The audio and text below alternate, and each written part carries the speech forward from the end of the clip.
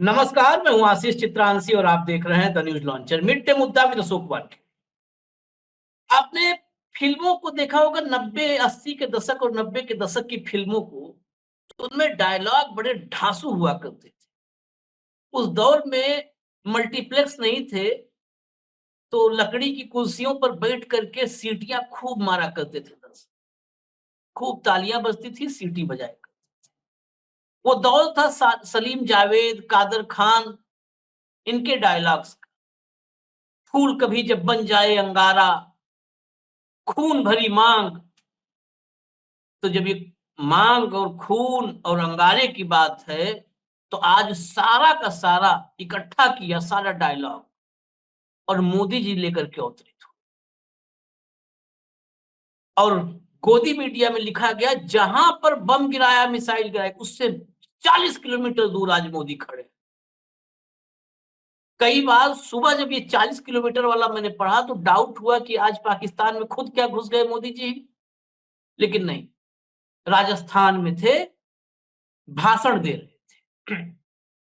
भाषण दे रहे थे। इसमें कोई आश्चर्य की बात नहीं होनी चाहिए कि भाषण दे रहे थे। अगर इसके अलावा कुछ करते तो जरूर अचरज होता, आश्चर्य होता। 39 मिनट का भाषण दिया है मोदी जी। 39 मिनट कुछ सेकेंड। लेकिन 39 मिनट के भाषण की ऐसी की तैसी कर दी सिर्फ 9 सेकेंड के जयशंकर के एक क्लिप में। और वो भी यहां नहीं, विदेश में विदेशी चैनल को दिए एक इंटरव्यू में जयशंकर ने कुछ ऐसा बोला कि ये 39 मिनट पानी में चले, डूब गए। वो 9 सेकंड सुनिए, ये 39 सेकंड सुनिए, आपका मानस और दृष्टि दोनों साफ हो जाए, बिल्कुल क्लियरिटी आ जाए। और फिर आप पूछेंगे कि 30 दिन हो गए पहलगाम के, साहब आप कर रहे हैं चुनाव प्रचार, और कहां हैं 26 मांग को उजाड़ने वाले, 26 सुहाग उजाड़ने वाले वो गुनहगार कहां है? कहां? यही तो हम पूछ रहे हैं। लेकिन फूल कभी जब बन जाए अंगारा, जरा दिखाइए। हेडलाइन तो मिल गई। ये तो सब कुछ पहले से ही फिक्स होता है। देखिए, जब सिंदूर बारूद बन जाता है तो अंजाम क्या होता है? पीएम मोदी की ललकार। अब अगला ले आइए। फिर ये अंबानी जी हैं, फिर अब लाइए तेज। दुनिया ने देख लिया, जब सिंदूर बारूद बन जाता है तो क्या होता है, बीकानेर में बोले पीएम। अब मैं इस भाषण का कुछ अहम हिस्सा जो हाईलाइट कर सकते हैं, जिस पर आज पूरे दिन भक्त थिरकेंगे, वो हिस्सा टेक्स्ट में पढ़ के सुना देता हूं, क्योंकि दिखा नहीं सकते, हम लोग के सामने ऐसी मजबूरियां आ गई। तो लाइए टेक्स्ट, लाइए टेक्स्ट में बता देता हूं। और टेक्स्ट कोई हमने नहीं लिखा है कि बदल देंगे हम कोई उसका भाव। ये देखिए, हम सबसे जो भरोसा आप लोग जिस पर करते हैं, गोदियों में सबसे भरोसेमंद, गोदियों में नंबर 1 गोदी को सुना। उन्होंने कहा, मैं देशवासियों से कहता हूं कि जो सिंदूर मिटाने निकले थे उन्हें मिट्टी में मिलाया है। जो हिंदुस्तान का लहू बहाते थे आज कतरे कतरे का हिसाब चुकाया है। जो सोचते थे भारत चुप रहेगा, आज वो घरों में दुबके पड़े हैं। जो अपने हथियारों पर घमंड करते हैं, आज वो मलबे के ढेर में दबे हुए हैं। मेरे प्यारे देशवासियों, ये शोध प्रतिशोध का खेल नहीं, ये न्याय का नया स्वरूप है। ये ऑपरेशन सिंदूर है। ये सिर्फ आक्रोश नहीं, ये समस्त भारत का रौद्र रूप है। ये भारत का नया स्वरूप है। पहले घर में घुसकर किया था वार, अब सीधा सीने पर किया प्रहार है। आतंक का फन कुचलने की यही नीति है, यही रीति है, यही भारत है, यही नया भारत है। चलाइए आगे। और है अभी। पीएम ने कहा कि दुनिया ने और देश के दुश्मनों ने भी देख लिया कि जब सिंदूर बारूद बन जाता है तो नतीजा क्या होता है। जब एयर स्ट्राइक के बाद आया था, तो मैंने कहा था, सौगंध मुझे इस मिट्टी की, मैं देश नहीं मिटने दूंगा, मैं देश नहीं झुकने दूंगा। आज मैं राजस्थान की धरती से देशवासियों से बड़ी नम्रता के साथ कहना चाहता हूं कि देश के कोने कोने में जो तिरंगा यात्रा का हुजूम चल रहा है, आगे बढ़ाइए, आगे बढ़ाइए। उसमें बहुत भीड़ जुट रही है। पीएम मोदी ने कहा कि एटम बम की गीदड़ भभकियों से भारत डरने वाला नहीं है। हम आतंक के आकाओं और आतंकी सरपरस्त सरकार को अलग अलग नहीं देखेंगे, उन्हें एक ही मानेंगे। पाकिस्तान का ये स्टेट और नॉन स्टेट एक्टर वाला खेल अब नहीं चलेगा। आपने देखा होगा पूरी दुनिया में पाकिस्तान की पोल खोलने के लिए हमारे देश के 7 अलग-अलग प्रतिनिधिमंडल विश्व भर में पहुंच रहे हैं। इसमें देश की समस्त राजनीतिक दलों के लोग हैं। अब पाकिस्तान का असली चेहरा पूरी दुनिया को दिखाया जाएगा। क्या हर साल में नहीं दिखाया, अब दिखाया जाएगा। पाकिस्तान भारत से कभी सीधी लड़ाई नहीं जीत सकता। जब भी सीधी लड़ाई होती है तो बार-बार पाकिस्तान को मुँह की खानी पड़ती है। इसलिए पाकिस्तान ने आतंकवाद को भारत के खिलाफ लड़ाई का हथियार बनाया।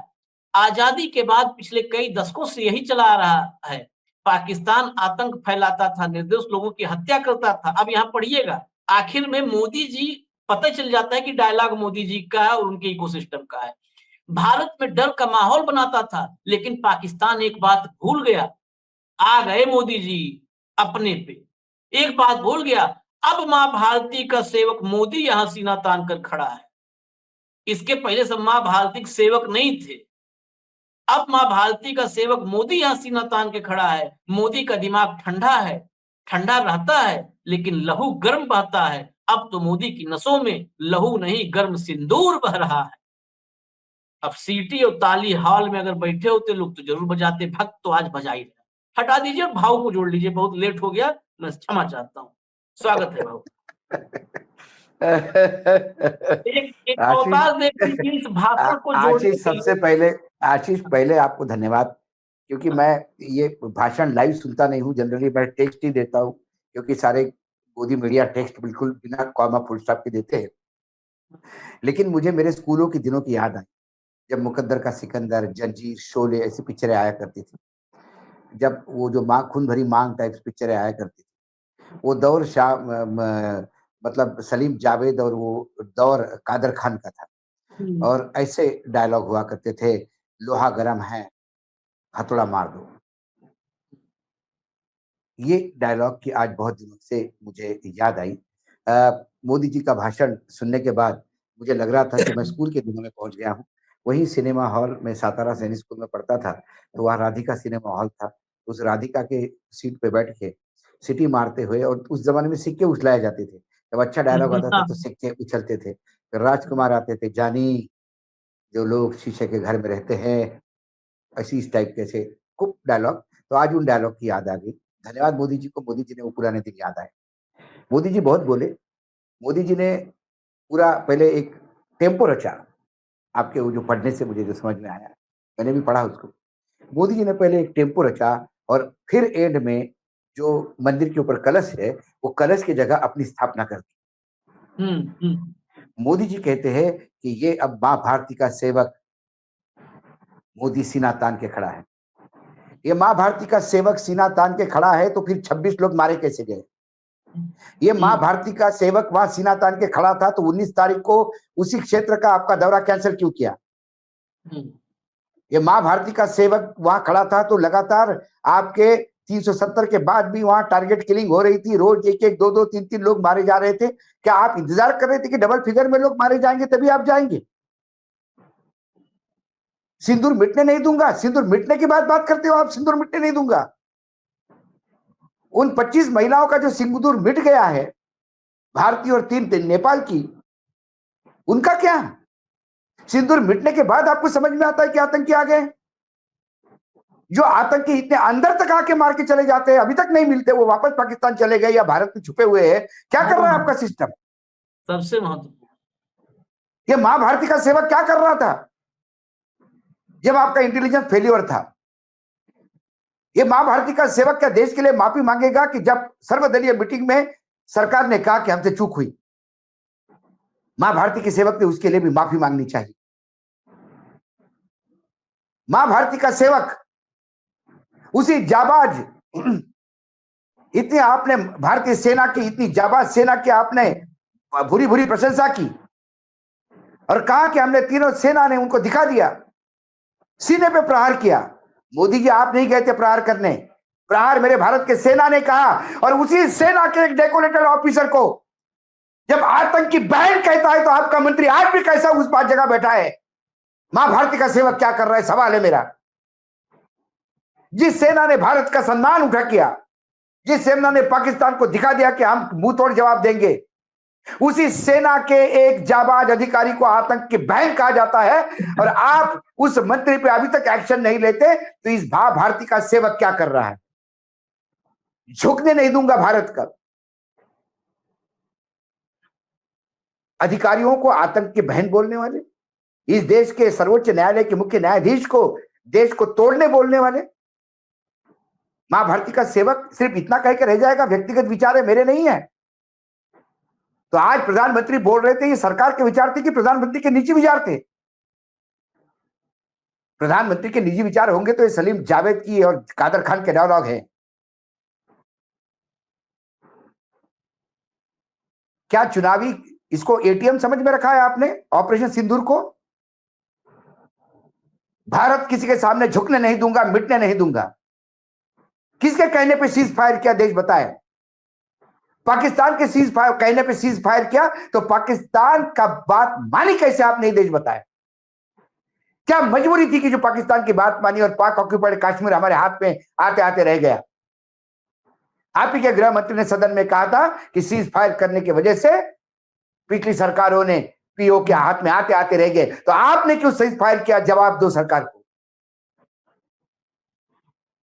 अमेरिका के एक राष्ट्रपति वहां आके चिल्लाता है भारत के नाम से, भारत को गाली देता है, पाकिस्तान को वाहवाह करता है, पाकिस्तान के देश के बारे में अच्छी अच्छी बातें करता है।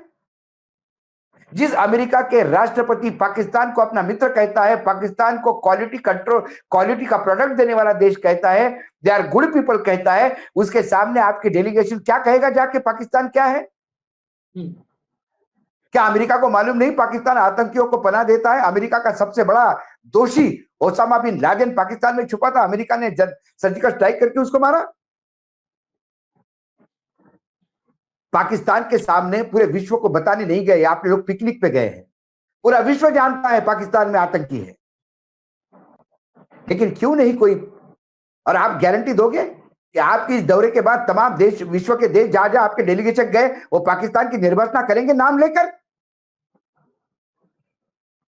पूरे युद्ध से ग्रस्त है यूक्रेन, रशिया से लड़ रहा है, बुरी तरह से जख्मी है वो देश, लेकिन उस देश का राष्ट्रपति जब डोनाल्ड ट्रंप के सामने खड़ा होता है, और जब देश की अस्मिता पर सवाल उठता है, और जब देश के इंटरेस्ट पर सवाल उठता है, तो अमेरिका के राष्ट्रपति से लड़ लेता है। साउथ अफ्रीका का राष्ट्रपति अभी कल परसों ही गया था। कल ही गया था, जब डोनाल्ड ट्रंप ने कहा कि तुम्हारे यहां गोरों की हत्या होती है और तुम नहीं संभाल पाए, लड़ लिया वो, चलती प्रेस कॉन्फ्रेंस में लड़ लिया कि आपकी सूचना गलत है, मेरे यहां अश्वेत ज्यादा मारे जाते हैं, श्वेत नहीं, गलत सूचना दे रहे हैं, आप गलत बयानी कर रहे हैं। जब भारत को सबसे ज्यादा टैक्स्ड नेशन बोला, तो हमारे प्रधानमंत्री ने क्यों नहीं कहा?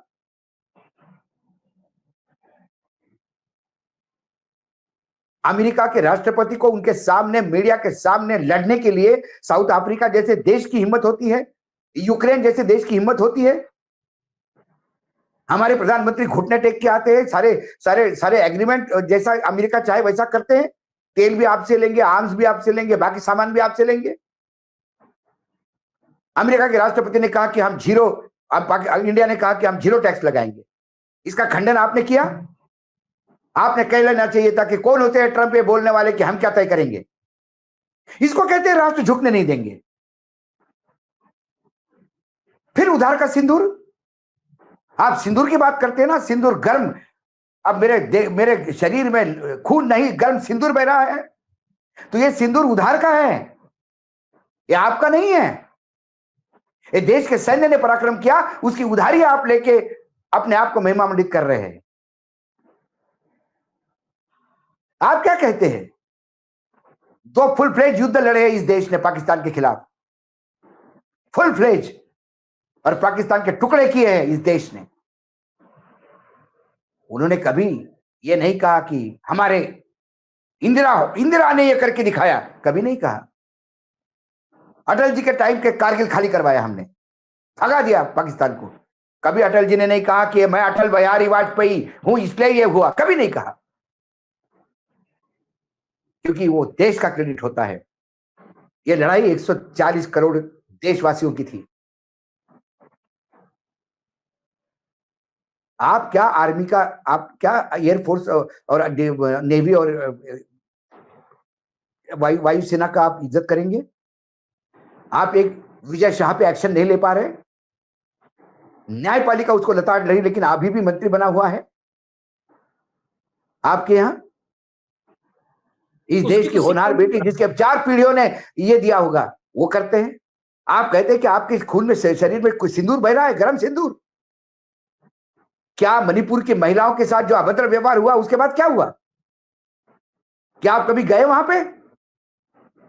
जिसका सिंदूर पहुंचा गया उसके घर कभी गए आप? अभिभावक है देश के आप। पहलगाम गए आप? आपको तो बिहार में चुनावी राजनीति चलती है।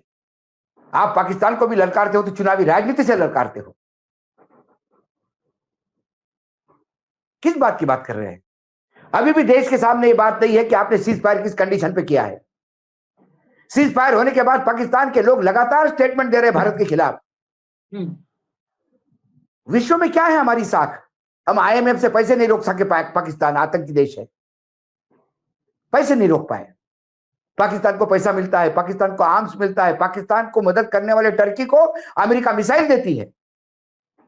रशिया, चाइना, पाकिस्तान एक नया नेक्सस बनता है। कहां है विदेश नीति? अभी तक आपके विदेश मंत्री इसी में उलझे हुए हैं कि उन्होंने सिंदूर के पहले बताया कि बाद में बताया कि पहले फेज में बताया।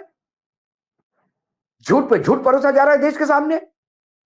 मैं वही विदेश मंत्री रुद्र रूप धारण करना, मैं तांडव कर रहा हूं, गर्म खून बह रहा हूं, ये लच्छेदार भाषा सिनेमा हॉल के पर्दे पे टाली बटोरती है।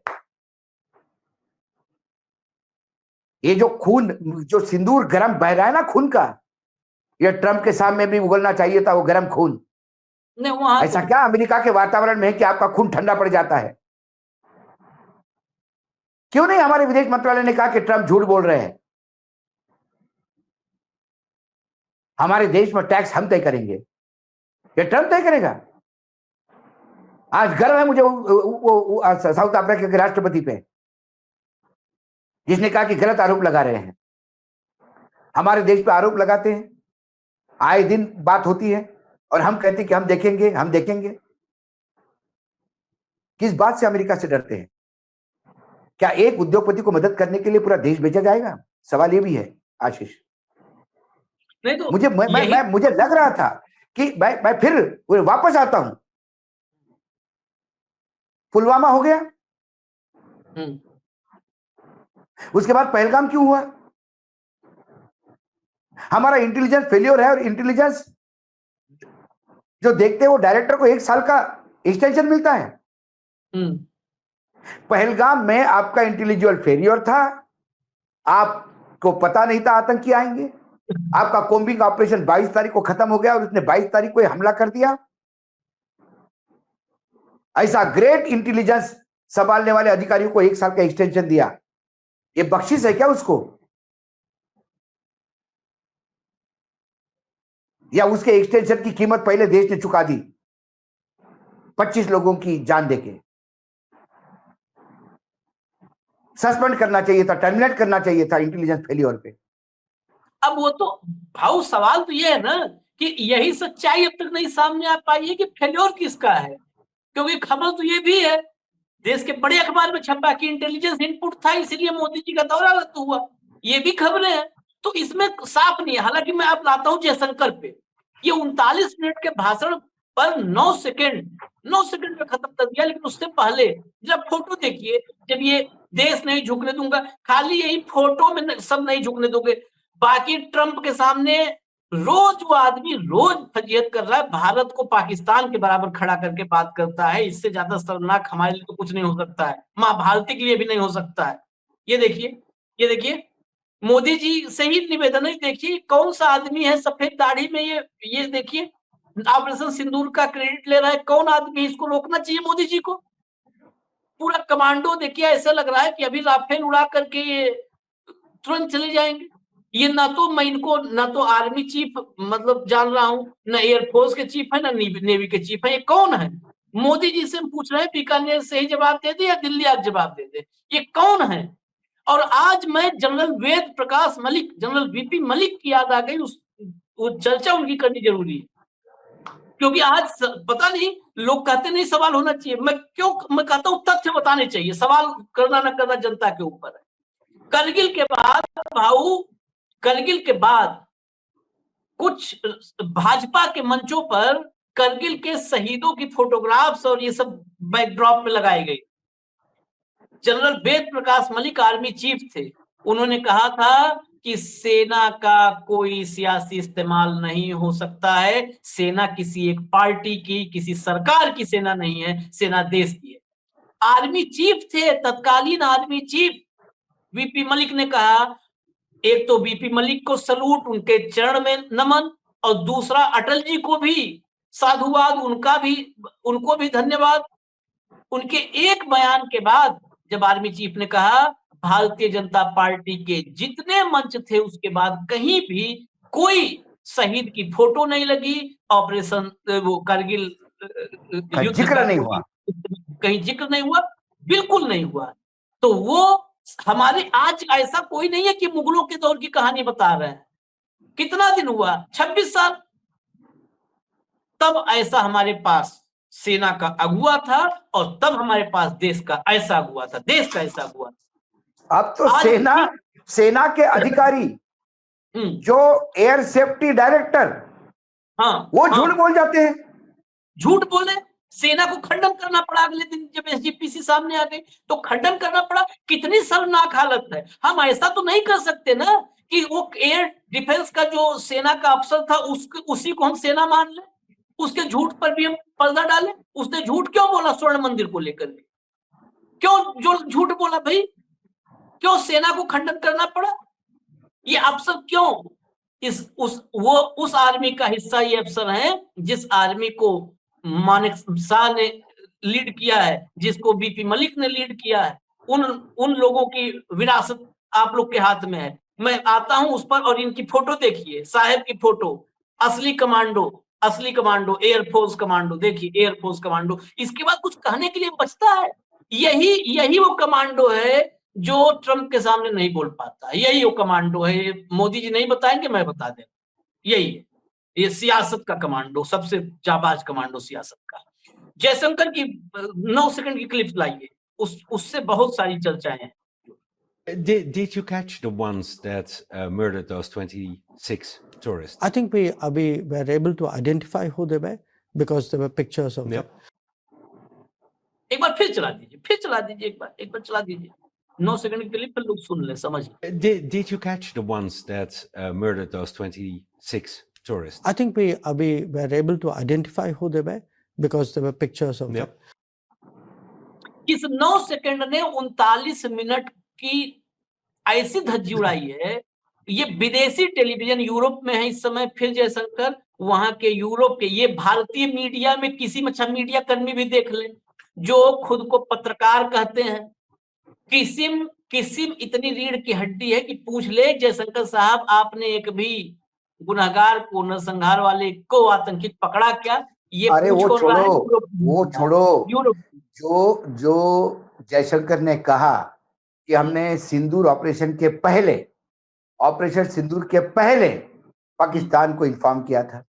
इस बारे में जब राहुल गांधी ने सवाल उठाए तो राहुल को मूर्ख कहने वाले मीडिया है, वो बोलते राहुल गांधी मूर्खतापूर्ण सवाल पूछते हैं। क्या कोई ऑपरेशन सिंदूर के बाद बताएगा नहीं क्या कि हमने ये किया है? अरे उनने बात की बात नहीं, मतलब रजत शर्मा जैसे सीनियर पत्रकार वो ये कहते हैं कि उन्होंने बाद में बताया। अरे वो खुद कहता है कि मैंने पहले बताया। उसके बाद भारत सरकार कहती है कि भाई मीडिया भ्रम। अरे भाई जयशंकर को बोलो भ्रम न फैला है। कभी बोलते पहले बताया, कभी बोलते पहले फेज में बताया, कभी बोलते बताया नहीं।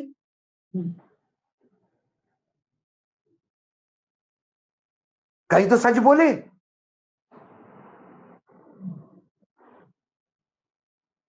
सरकार को यह भी पता नहीं कि वहां सैलानी जाते कि नहीं जाते। मां भारती के सेवक को यही पता नहीं था कि वहां सैलानी जाते हैं। वहां सेनानियों से टिकट लिया जाता है 35 रुपए पर पर्सन, और मां भारती का सेवक कहता है कि वहां तो लोग जाते ही नहीं थे, टूर ऑपरेटर लेके जाते थे। बताओ, खिपरा टूर ऑपरेटर सर के सर फोड़ा, कभी होटलियर के सर फोड़ो। लेकिन ये जो बयान है भाऊ, इस पर जयशंकर की चर्चा करना पड़ेगा। 1 महीना हो गया, होता है ना, पुण्यतिथि आदमी मनाता है साल भर पे। हम कोई भी ऐसी ऐसी घटना हो, विभत्स घटना, दर्दनाक घटना, तो 1 महीना आज हम काउंट अगर टाइमलाइन पे जाए, 1 महीना हो गए। 1 महीने बाद विदेश में जब यहाँ पर सिंदूर मेरे लहू में दौड़ रहा है, सिंदूर बारूद बन चुका है, सब बता रहे नहीं थे, नहीं, तो विदेशी मीडिया क्या था कि हमने उन आतंकियों को पहचान कर ली है। उस फोटो। बारूद पे पानी गिरता है जब अमेरिका सामने आता है, उस बारूद पे पानी गिरता है जब रशिया सामने आता है। तो आप रशिया को ये नहीं बोल पाए कि आप चाइना को मदद, भाया चाइना पाकिस्तान मदद मत करो, बिल्कुल नहीं कर पाए। रशिया, चाइना, पाकिस्तान, ये नेक्सस हो गया है। निरुपमा जी यहाँ पे वो रह चुकी है, विदेश मंत्री रह चुकी है। उनका विदेश अभी सचिव। हाल ही में विदेश सचिव रह चुके हैं, माफ कीजिएगा। अब क्या है, सचिव ऐसे मंत्री बनने लगे हैं तो कंफ्यूज हो जाता है आदमी। तो उन्होंने जो आर्टिकल लिखा है उसमें उन्होंने कहा कि सबसे बड़ी चिंता की बात यह है कि पाकिस्तान, रशिया और चाइना, यदि ये नेक्सस बन रहा है तो इसको हम रोकने में क्यों नहीं सफल हो पा रहे, और ऊपर से तड़का लगा रहा है अमेरिका, जो पाकिस्तान को अपना दोस्त बता रहा है, पाकिस्तान को वेल बिहेव्ड नेशन बता रहा है, the country which produces quality product, ये पाकिस्तान के बारे में बोल रहा है। क्या पाकिस्तान का एक्सपोर्ट है अमेरिका को भगवान जाने। वो पाकिस्तान को हर जगह भारत के समकक्ष खड़ा कर रहा है, जबकि पाकिस्तान की औकात भारत के नाखून के बराबर नहीं है, ना जीडीपी में, ना पॉपुलेशन में, ना आर्मी स्ट्रेंथ में। पाकिस्तान के पास चाइनीज मिसाइल और टर्की का सप्लाई किया हुआ सामान भी नहीं होता तो वो उतना भी नहीं कर पाते जितनी उन्होंने गुस्ताखी की। एक भिखारी को आप एक इज्जतदार आदमी के साथ तुलना कर रहे हो। मैं भारत को इज्जतदार आदमी मानता हूं, लेकिन इस आदमी की इज्जत यदि हमारे शीर्ष बैठे हुए नेता रोज बेइज्जत करवा रहे हैं उसको,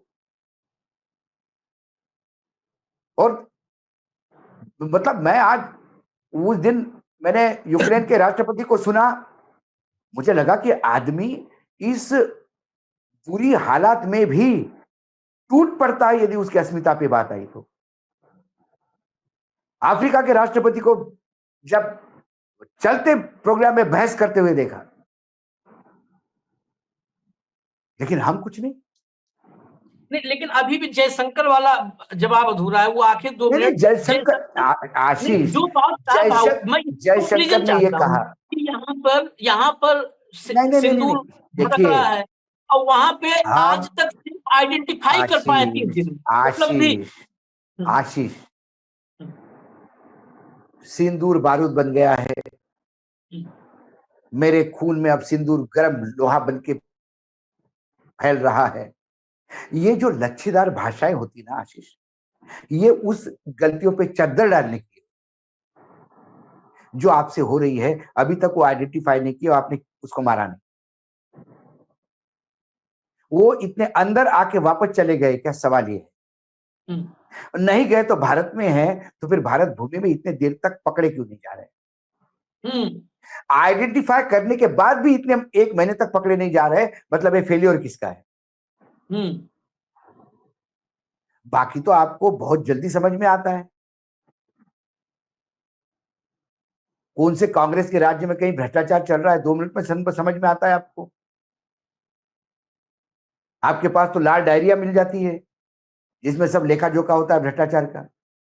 सरकार का इंटेलिजेंस यूनिट इतना अच्छा काम करता है, लेकिन भारत के भूमि पे अभी भी छुपे हुए उन आतंकियों को क्यों नहीं पकड़ पाता, उनको एलिमिनेट क्यों नहीं कर पाता। सवाल ये है। इसीलिए लच्छेदार बातें बोली जाती है, इसलिए टेम्पो बनाया जाता है। ये मां भारती का सेवक बोल देना चाहिए था कि मां भारती का सेवक सबसे पहले माफी मांगता है कि सिंदूर मिटने नहीं दूंगा बोलने के बाद भी 25 लोगों के घर का सिंदूर मिटा है। मैं माफी चाहता हूं। मां भारती का सेवक माफी मांगता है, क्योंकि अभी तक वो हत्यारे कहां है हमें पता नहीं है, आइडेंटिफाई होने के बावजूद। ये हमका दूसरा फेलियर है। मैं मां भारती से माफी मांगता हूं कि आईबी के डायरेक्टर को अभी हमने 1 साल का एक्सटेंशन दिया है, क्योंकि उसने बहुत बड़ा काम किया है, जो इंटेलिजेंस फेलियर करवाया है या किया है या होने दिया है, जो भी है। ये इसके लिए ये तो बोलेंगे नहीं प्रधानमंत्री, क्योंकि गलत तो वो करते नहीं। गलत अमेरिका करता है, गलत पाकिस्तान करता है, गलत विपक्ष करता है, गलत जनता करती है इस देश की, गलत किसान करता है। 3 किसान कानून उनको नहीं समझ में आते, गलती वो करते हैं, क्योंकि एक ही आदमी है जिसके पास सभी ज्ञान है, अविनाशी है, डायरेक्ट नॉन बायोलॉजिकल है, ज्ञान का भंडार है, इसलिए वो गलत नहीं हो सकते। कभी गलत पत्रकार हो सकते हैं, गलत विपक्ष है, गलत सवाल पूछने वाले लोग हैं, गलत कर्नाटक की जनता है, गलत तेलंगाना की जनता है, गलत हिमाचल की जनता है, गलत तमिलनाडु की, केरल की, बंगाल की जनता है, जिनको ये चुनाव नहीं जितवा, बीजेपी को चुनाव नहीं जितवाती। बाकी सब सही है। तो जयशंकर ने तो बाहर तो आप लपबाजी नहीं कर सकते ना, बाहर तो सप्लीमेंट तैयार रहता है। तो आपने पहले ही बोल दिया कि yes we have identified but we are looking for. बस यही आज कार्यक्रम में हमारा यही आपको बताने का मकसद था कि 39 मिनट का भाषण जब भी सुनिए 9 सेकंड सुन लीजिए, क्योंकि वो सिर्फ डायलॉग बाजी थी। हकीकत ये है कि 30 दिन की हमारी उपलब्धि फोटो तैयार हुआ है, आइडेंटिफाई किए गए हैं। अनआइडेंटिफाइड अगर होते तो जैसे कहते ना यूएफओ आ गए, एलियन ने भेजा है, तो अनआइडेंटिफाइड को तो आज तक तब भी एक मिलता है आपको थोड़ा सा स्पेस की, चलो आइडेंटिफाइड ही नहीं। आइडेंटिफाइड होकर के वो आपके पकड़ में नहीं आ रहे हैं। आपके पास इतना बड़ा सिस्टम है और ऊपर से लहू में सिंदूर गर्म होकर के दौड़ रहा है, फिर भी उसकी तपिश में वो आतंकी झुलस नहीं रहे हैं। इस सवाल का जवाब कौन देगा? वो लहू, उस लहू की तपिश, वो सिंदूर बना बारूद, वो बारूद वरूद सब आतंकी जो मारे 26, उन परिवारों को इंसाफ तब होगा जब उन पे वो बारूद इस्तेमाल हो। वो बीकानेर में बारूद इस्तेमाल करने के लिए नहीं है, चुनावी सभाओं में नहीं है बारूद इस्तेमाल कर। और दूसरी बात, आर्मी को महिमा मंडन बताने की जरूरत नहीं, पूरा देश जानता है कि मेरी फौज क्या है। पूरा देश जानता है और देश को गर्व है इस फौज के लिए। देश नतमस्तक है फौज के पास। ये बात अलग है कि उप मुख्यमंत्री कहते हैं कि फौज नतमस्तक है प्रधानमंत्री नरेंद्र मोदी जी के कदमों में। ना, मैं नहीं मानता। मेरी फौज किसी के सामने नतमस्तक नहीं हो सकती, चाहे प्रधानमंत्री हो चाहे कोई हो। वो मां भारती का तिरंगा के सामने नतमस्तक हो सकती है। वो देश की रक्षा के लिए सुप्रीम सैक्रिफाइस यानी अपना देह तक रख सकते हैं, हथेली में लेके चलते हैं। लेकिन उनको महिमा मंडन करने के पहले उन हमारे जाबाज फौजियों को आतंकियों के साथ जोड़ने वाला मंत्री क्या कर रहा है, इसका भी जवाब दीजिए। विजय शाह, ये आपका दूसरा चेहरा है भाजपा का, उसका जवाब भी आपको देना पड़ेगा। आपका बारूद वहां क्यों नहीं फूटता? आपका गर्म लहू वहां क्यों ठंडा पड़ जाता है? देवड़ा जो बोला उप मुख्यमंत्री, उसके बारे में क्यों नहीं आपके शब्द निकलते? क्यों नहीं उसको बोला जाता कि देवड़ा गलत बोला है? प्रधानमंत्री स्वयं कहे कि मेरे चरणों में कोई नहीं, मेरा स्वयं का शीश आर्मी के चरणों में है। ये बोलने की हिम्मत है, क्योंकि आपको राजनीतिक लाभ लेना है। आपको विजय शाह को भी टच नहीं करना है, आपको देवड़ा को भी टच नहीं करना है, क्योंकि जातीय समीकरण है। राजनीतिक लाभ देश की सेना के सम्मान से जब ऊपर उठता है, उससे ज्यादा घिनौना राजनीति इस देश में कभी नहीं हुई। बिल्कुल। और सीधी सी बात है, अगर अगर सेना का ही सम्मान करना है तो ये जो लगे हुए हैं ऊपर से नीचे हेलमेट लेकर के कमांडो, इनके जगह तीनों सेनाओं के प्रमुख की फोटो लगा दो। आखिर में चलते चलते मैं एक खबर रेलवे बताता रेलवे के हूँ। टिकट पे रेलवे के हाँ, टिकट पे सैल्यूट करता हुआ वहाँ प्रधानमंत्री नहीं चाहिए मुझे। रेलवे के टिकट पर मुझे तीनों सेना के मुखिया चाहिए। वो है नतमस्तक होना। दिक्कत एक है, फिर आखिर में मैं कहूंगा, फिर आखिर में कहेंगे कि इस देश की जनता हमसे खुद सुन रहा है। जो दो चार लोग कमेंट करते हैं कि भाई आप मत बोलो ज्यादा, हम बोलेंगे, सुनना और सुने, नहीं सुना हम बड़ा साफ बता देंगे। जब तक रहेंगे प्लेटफॉर्म पर बोलेंगे ऐसे ही। इस देश की जनता जिम्मेदार।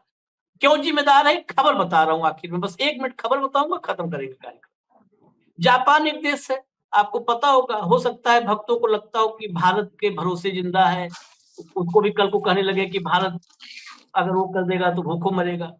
जापान दुनिया में तकनीकी रूप से सबसे ज्यादा उन्नत देश है। जापान के कृषि मंत्री ने 3 दिन पहले, जापान में भी कितना भी उन्नत देश हो वहां पर महंगाई उतार चढ़ाव ये सब होता है, जापान के लोग चावल का भरपूर उपयोग करते हैं खाने में। वहां चावल इस समय महंगा हो गया है, मार्केट में चावल में महंगाई है, और बाकी मोनो चावल में महंगाई है। जापान के कृषि मंत्री ने एक जगह, चाहे वो मतलब हल्के फुल्के मिजाज में ही बोल दिया हो, एक कार्यक्रम में बोल दिया कि जब इसी बात पर कि चावल महंगा है, कहा देखो मुझे तो खरीद के खाना नहीं होता है, क्योंकि मेरे समर्थक ही मेरे किचन में, मतलब मेरे रसोई घर में इतना चावल दे जाते हैं कि मुझे खरीदना नहीं पड़ता। सिर्फ इतने बयान पर जापान के कृषि मंत्री ने कल इस्तीफा दिया है, और इस इस्तीफे के लिए दबाव नहीं, इस्तीफा देते समय बयान दिया कि मैंने ये बोल करके अपने देश में जो चावल की महंगाई से लोग परेशान हैं, उनकी भावनाओं को आहत किया है। उनको मैंने आहत किया है, मुझे इस पद पर रहने का कोई हक नहीं है। कोई दूसरा मंत्री आए जो मेरे इस नाकामी को दूर करे, उस पर काम करे, मैं उस पद पे रहने लायक नहीं हूँ, इस्तीफा अरे देता हूँ। इस्तीफा एक्सेप्ट हो गया। मैंने क्या कहा? आप जापान का उदाहरण दे रहे हैं, इस देश में लाल बहादुर शास्त्री का उदाहरण है, लेकिन ये निर्लज्जता का अमृतकाल चल रहा है। जन की भी नहीं है, मन की भी नहीं है, लज्जा और शर्म है ही नहीं। जब नेता बेशर्म हो जाते हैं तो फिर इस्तीफे होते नहीं, कभी नहीं होते।